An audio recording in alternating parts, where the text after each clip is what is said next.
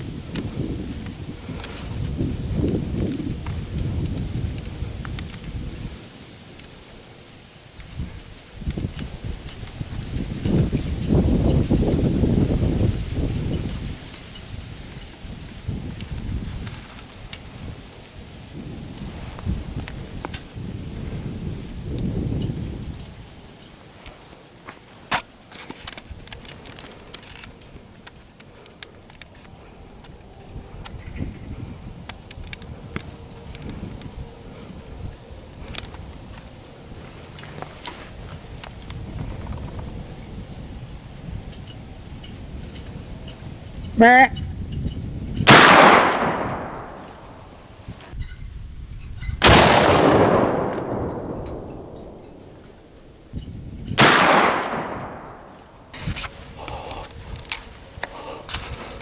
I just shot another buck.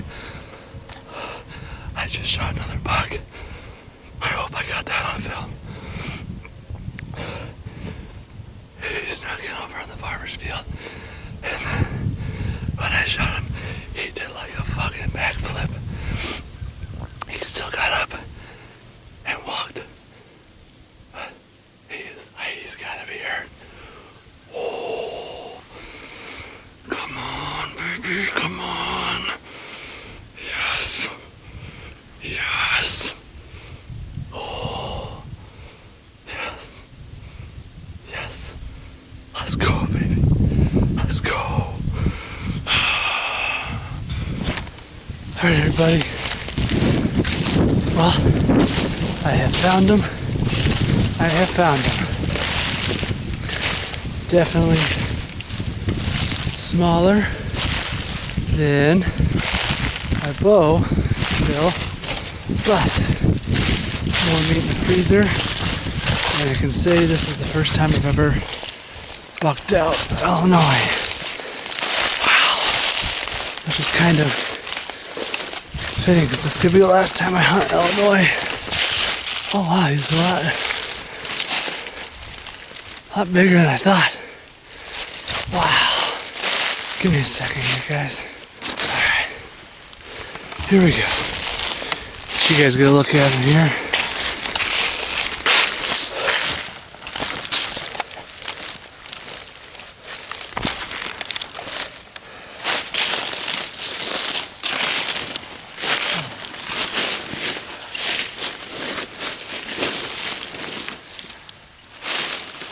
Here he is. Yes. Oh, thank you. Thank you, thank you, thank you. Wow. Yeah, a little basket rack. No shit. So my bow kill is a 7-pointer. This is a 7-pointer. Wow. Hey guys, Jesse from Thin Blue Outdoors, gonna make some deer burgers for you all.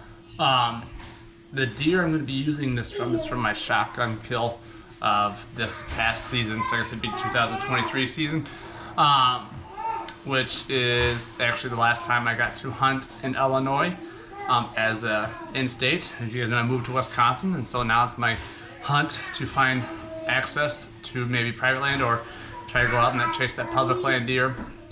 But yeah, so this is the deer from shotgun season. We took it to, I think it's John's Meat Market in Elgin, got it processed there. And I can't remember the cut we did, but there is some binder within that burger meat. This is the deer that when I shot it, I knew it hit. I had all these troubles with my sight before going shotgun hunting. I went to a gun range, sighted, and my lens within my scope was spinning as I was shooting. And so last second, I had to throw my red dot on it that I had, go to Fleet Farm up here, get it red dotted in, or excuse me, not red dotted, bore sighted in, and just kind of hoping. And then so went down there, and this thing was dead on. Shot this small little buck that came in. That buck ended up jumping and landing on his back and then running away, maybe 20 yards from where I shot it. But that is the meat I'm cooking for you. Again, that was probably this is one of my favorite bucks, because this is one of my favorite past seasons, because just all the work that Ryan and I and Boom and Ash have put into that land down there in Mercer County, and get the fruits of the labor out of that, and then just kind of realizing like that's one of my last times, unless I want to play the out-of-state tags, which is ridiculous, that I'll get to hunt down there. So yeah, but you know, it's been great. You'll see how I like to prepare my venison burgers. That's what I'm gonna be making with this deer today, and yeah, hope you enjoy. So I got my meat all mixed with the seasoning. Not me personally. Just grab about, I don't know, ball like that size that I could roll in my hand. Kind of fits in the palm of my hand. Roll it around, make sure it's binding well, squish it. Especially this is a good kid-sized burger. Right there. As you know, I have 3 kids and I got 2 more kids here with me. Maybe add a little bit more to it, so I think it's a good size. Smash it down. And then, well, burger patty. So I got a few more of those to make. So as you can see, I got about 9-ish patties out of that 2 pounds. Usually that's what I average, about 8 to 9, depending on how big I make them. I forgot in the middle of that, I made deer burgers for some coworkers last week, and they were really thick, right? Which they still tasted good, but I could be a little thinner. So that's why you probably saw me smashing down the meat as I was making them, trying to make them that thin, kind of crispy burger that you get. I absolutely love cheeseburgers. It's one of my favorite things to make, one of my favorite things to eat. The red coat calls me the burger guy because I usually go all out with my deer burgers. Not the patties remain. I'm gonna actually pop these in the freezer for a little bit.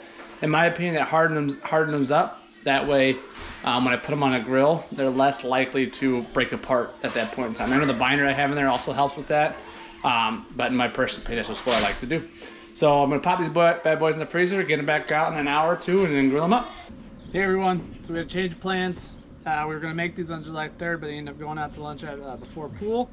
So now we're grilling out venison burgers for 4th of July. I had my grill on some medium heat here. Had it run a little bit, that way I could just slap these bad boys on and get them going on the grill. So here we go.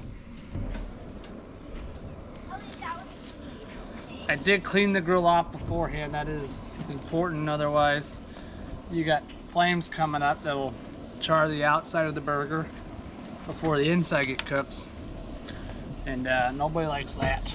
So I got these really nice, smushed them down to thinner patties. I use that Mr. Rubb flavor enhancer seasoning on these. I'm gonna top them off with some, I think, Colby Jack and pepper jack cheese. So ready to get this grill going and have a happy 4th.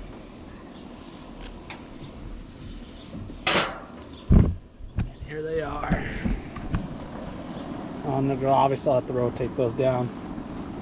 But yeah, here we go. Alright, as you see, some of the grease is going down, getting those flames going. See those bubbles on top there, kind of the liquid coming up. But I don't know, buddy, where your other red shoe is. So what I'm going to do is, once I see that, flip them over, kind of reposition them. Check out these ones that are in the back, up front. The ones that are in the front and the back.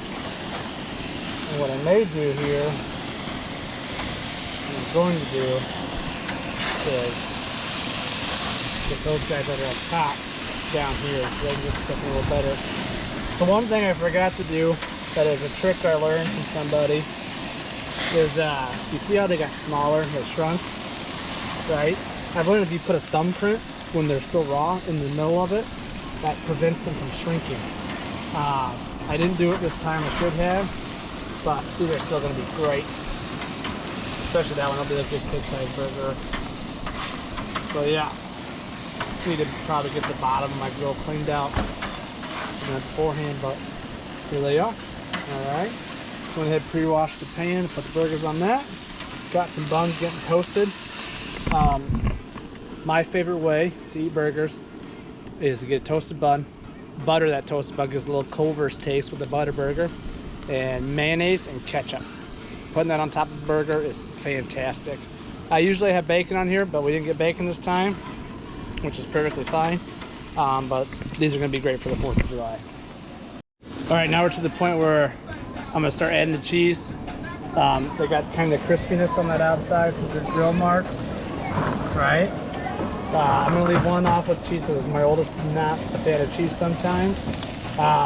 So yeah, that's the next step. Let's get some cheddar broth going.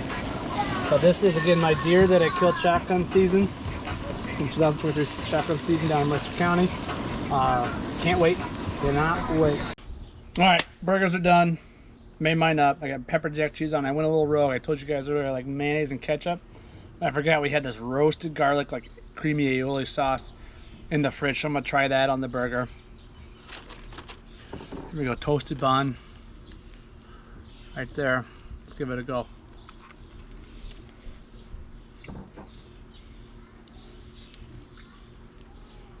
Oh my.